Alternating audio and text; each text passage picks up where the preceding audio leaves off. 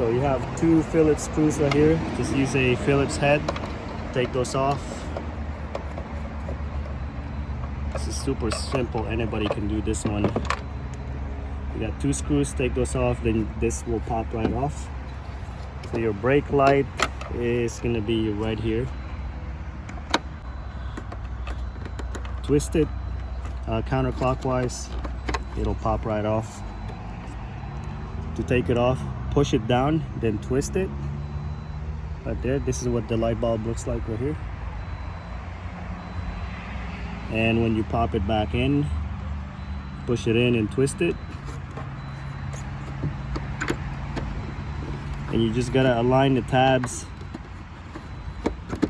just like that. These two pointy things right here, make sure you line it up in that hole.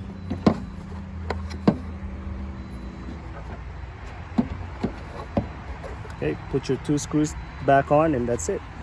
I hope this video helped you guys out. If it did, give me a thumbs up. Also click on the subscribe button, guys. Thank you for watching.